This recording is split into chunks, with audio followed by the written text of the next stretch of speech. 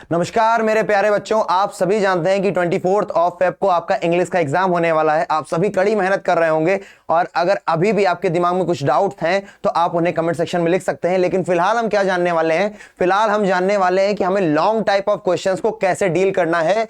Tips for writing long answer type questions, कैसे हम deal करेंगे लॉन्ग आंसर टाइप क्वेश्चंस को, साथ ही साथ शॉर्ट आंसर टाइप क्वेश्चंस में भी आप इन्हीं टिप्स का यूज कर सकते हैं। तो आइए जानते हैं। अगर आपको चाहिए maximum marks with accurate strategy, तो पहली चीज हमें जो ध्यान रखनी है कि रीड द क्वेश्चन केयरफुली।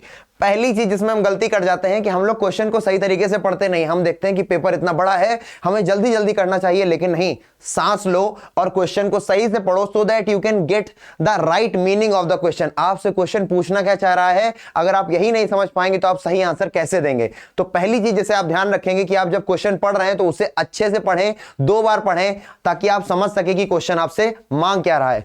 अगर हम बात करते हैं और क्या बात ध्यान रखनी पड़ेगी, तो लर्न की पॉइंट्स ऑफ एवरी चैप्टर। ये आपके बहुत काम आएगा। की पॉइंट्स क्या होते हैं? हर चैप्टर की कुछ इंपॉर्टेंट चीजें होती है, जैसे कि जो शॉर्ट आंसर टाइप क्वेश्चंस होते हैं, जो क्वेश्चन बनते हैं उन्हीं को आप मर्ज करके एक लॉन्ग आंसर टाइप बना देते हैं। व्हाई, हाउ, कोई चीज क्यों हुई, कैसे हुई, है ना। जैसे कि आपके जितने भी चैप्टर्स आते हैं प्रोज में या पोएम्स में, है ना, तो उनमें आपको की पॉइंट्स का अपने ध्यान रखना पड़ेगा। हर चैप्टर के कुछ की पॉइंट्स होते हैं, अगर आप उनका ध्यान रखेंगे तो आप फॉर श्योर अच्छे मार्क्स गेन करने में सफल होंगे। क्योंकि अगर आपको आंसर नहीं भी आता है तो आप उस चैप्टर के की पॉइंट्स के बेस पर एक स्टोरी अपने आप से बना सकते हैं उन की पॉइंट्स के अराउंड। बात आप समझ रहे होंगे। और आप क्या बात ध्यान रखेंगे भाई कि यूज कोटेशन का आप यूज तो करेंगे, लेकिन इन सपोर्ट ऑफ योर आंसर। ऐसा नहीं है कि कोई भी कोटेशन आप लिख देंगे, ऐसा नहीं करना है। अगर आपको कोई कोटेशन ऐसी आती है जिससे आपके आंसर को सपोर्ट मिले तो ही आप कोटेशन का यूज करेंगे, अदरवाइज आप उसे अवॉइड करेंगे। बिल्कुल बात समझ में आ रही है। और आप क्या ध्यान रखेंगे, आपको हाईलाइट करना होगा। क्या आप पूछोगे? आपको हाईलाइट करना होगा इंपॉर्टेंट की पॉइंट्स को, क्योंकि जब आप एग्जामिनर को क्वेश्चन दिखा रहे हो ना, तो आपको अपना आंसर उसको पढ़वाना पड़ेगा। वो पढ़ेगा नहीं, आपको पढ़वाना पड़ेगा। तो जब आप कोई चीज लिख रहे हैं तो जहां पर आपका कोई इंपॉर्टेंट पॉइंट है, या तो उसके नीचे अंडरलाइन करें या तो उसे ब्लैक पेन से लिखें। मेरी बात आप समझ रहे हैं? या तो उसके नीचे अंडरलाइन करें ताकि जब वो पढ़ने वाला पढ़ रहा हो तो उसकी आंख वहां पड़ जाए जहां पर अंडरलाइन है, और वो देखे कि हाँ, बच्चे को आंसर पता था। क्योंकि पूरा आंसर कोई नहीं पढ़ेगा, वो भी थोड़ी थोड़े सेक्शंस ही पढ़ करके आपको मार्क्स दे देगा। तो आप वही चीजें पढ़वाइए जो आप पढ़वाना चाहते हैं। ये आपके काफी काम आएगी। इंपॉर्टेंट हाईलाइट्स कीजिए इंपॉर्टेंट की पॉइंट्स को।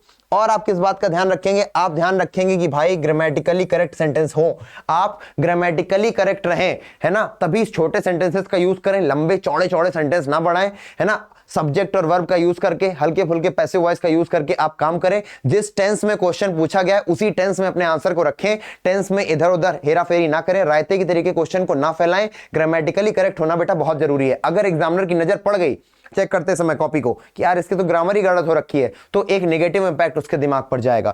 आप बात समझ रहे होंगे। और किस बात का ध्यान रखेंगे? आप ध्यान रखेंगे बेटा टाइम मैनेजमेंट का।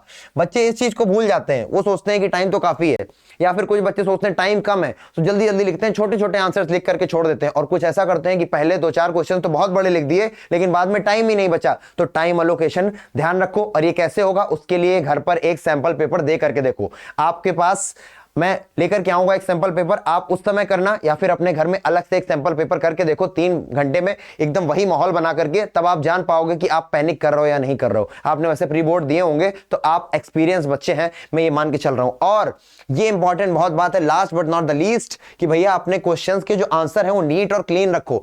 जरूरी नहीं कि हर बच्चे की राइटिंग अच्छी हो, लेकिन आप नीट एंड क्लीन तो रख सकते हैं ना। आप अपने आंसर में बराबर जगह तो छोड़ सकते हैं ना, एक सिमेट्री से तो लिख सकते हैं ना। तो इन चीजों का अगर आप ध्यान देंगे तो आपके लॉन्ग आंसर क्या, शॉर्ट आंसर्स, साथ में नोटिस और इनविटेशन, इनमें भी आपको सही मार्क्स मिलेंगे। अगर अभी भी आपको कोई क्वेरी है तो आप कमेंट बॉक्स में लिखेंगे। तब तक के लिए बाय बाय। अपनी तैयारी को अच्छी करते रहिए।